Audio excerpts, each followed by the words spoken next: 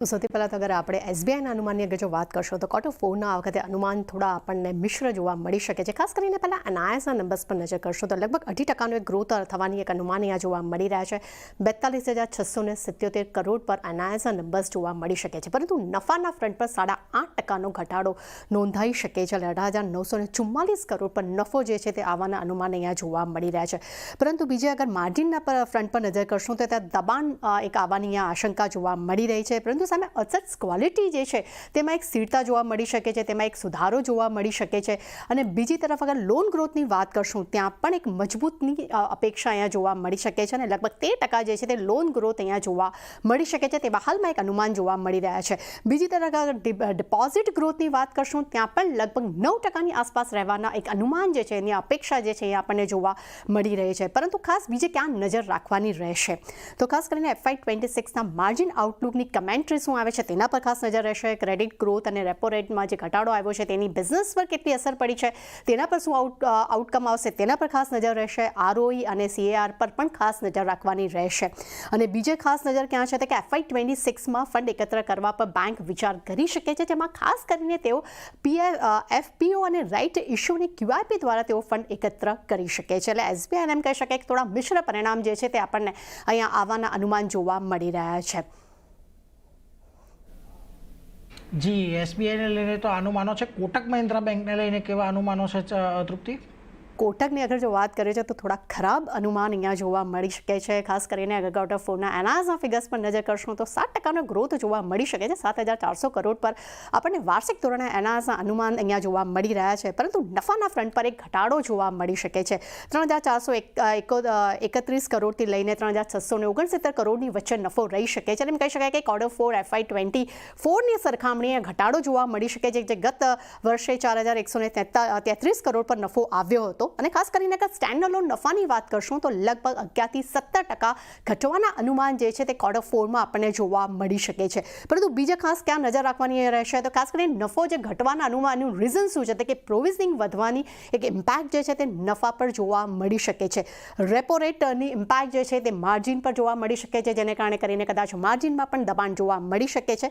કંપનીના એનઆઈએસ પર નજર કરશો તો એનઆઈએમમાં પણ લગભગ 40થી 50 બેસિસ પોઈન્ટ વાર્ષિક ધોરણે એક દબાણ જોવા મળી શકે છે. એટલે એમ કહી શકાય ફિગર વાઇઝ કહી શકું કે ક્વાર્ટર ફોર FY25માં એનઆઈએમ જે છે તે 4.93% પર રહેવાના અનુમાન જોવા મળી શકે છે. પરંતુ વાર્ષિક ધોરણે લોન ગ્રોથની અગર જો વાત કરશો ત્યાં 15%નો એક ઉછાળો આવવાની પણ અપેક્ષા છે. અને આ કંપનીની પણ અસેટ્સ ક્વોલિટી જે છે તે સ્થિર રહી શકે છે તેવી ક્યાંક ધારણા જોવા મળી શકે છે. પરંતુ બીજે ખાસ ક્યાં નજર રાખવાની રહેશે તો કંપનીના એટલે કે બેંકના એનઆઈએમની કમેન્ટ્રી પર ખાસ નજર રહેશે. અને બેંકના લોન ગ્રોથ જે છે તેના આઉટલુક અને ગ્રોથ આઉટલુક પર પણ ખાસ નજર રાખવાની રહેશે. એટલે એમ કહી શકાય કે એસબીઆઈના મિશ્ર પરિણામ છે, તો બીજી તરફ કોટકના એમ કહી શકાય કે થોડા ખરાબ પરિણામ આવવાના અનુમાન અહીંયા આપણે સમક્ષ જોવા મળી રહ્યા છે.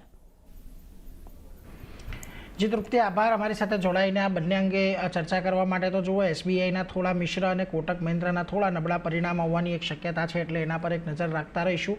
પરંતુ મયુરેશજી, આપના તરફથી બંને માટે કેવા અનુમાનો બનતા દેખાઈ રહ્યા છે? ખાસ કરીને એસબીઆઈ કે જ્યાં આગળ આપણે જોયું છે છેલ્લા ઘણા સમયમાં કે રિઝલ્ટ સારા એવા ઇમ્પ્રૂવ થતા દેખાયા છે ક્વાર્ટર બેઝિસ પર. ખાસ કરીને લાગે છે Q4 અહીંયા એમના માટે થોડુંક ચેલેન્જિંગ રહી શકે છે.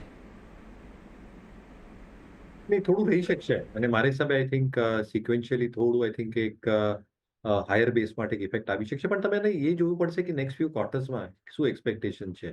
જે કાસા ડિટેરોરેશન હતો દેટ ઇઝ લાર્જલી બિહાઇન્ડ અસ. જે આપણે એક્સપેક્ટેશન માનીને રાખાય કે જે એસેટ ક્વોલિટી પ્રેશર્સ છે, I think they are looking very very stable as V speak. જે એક્સપેક્ટેશન છે of નિમ્સ contracting, I think they shouldn't be contracting too much. કારણ કે ઇન્ટરેસ્ટ રેટ સાયકલની સિનેરિયોમાં at some point of time in the second half, you will probably see NIM stabilizing and some improvement happening on that front as well. અને આટલા માટે મારા હિસાબે આઈ think એક stable set of નંબર્સની આશા રાખું છું સ્ટેટ બેંક માટે. વેલ્યુએશન્સ ઠીક છે, રેટિંગ્સ રેન્કિંગ્સ ઠીક છે. અને આટલા માટે મારા હિસાબે I think anybody holding state bank should continue holding. Even four Kotak as an example, જે પર્સનલ લોનનું બુક છે, જે સ્ટાન્ડર્ડ ચાર્ટર્ડથી અધિકરણ કર્યું છે, that should start getting reported in these numbers. Obviously, micro finance વાળી બુક છે, એમાં કેટલું સ્ટ્રેસ હજી પણ રિપોર્ટ થશે સ્લિપેજીસમાં, રીસ્ટ્રક્ચર્ડ બુકમાં, પ્રોવિઝનિંગમાં, એ જોવાનું રહેશે. પણ NIM should remain extremely stable in my opinion. જે કાસા ડિટોરેશન છે generally for the banking system as a whole should probably bottom out as well. અને ક્યાં ને ક્યાં આઈ થિંક જે એક્સપેક્ટેશન આપણે બાંધીને રાખાય, I think outside personal loans, unsecured loans, it should be a steady state show as far as asset quality is concern. તો મારી હિસાબે આઈ થિંક બેઉ માટે સ્ટેટ બેંક હોય, કોટક હોય, આઈ થિંક એક stable set of numbers is something that I am expecting. તો એક સારા નંબર્સ અહીંયા અપેક્ષિત છે કોટક મહિન્દ્રા બેંક, SBI બંને માટે. તો બંને પર એક ફોકસ કરીને ચાલવાની સલાહ બનતી દેખાઈ રહી છે, ધ્યાન રાખવાનું રહેશે.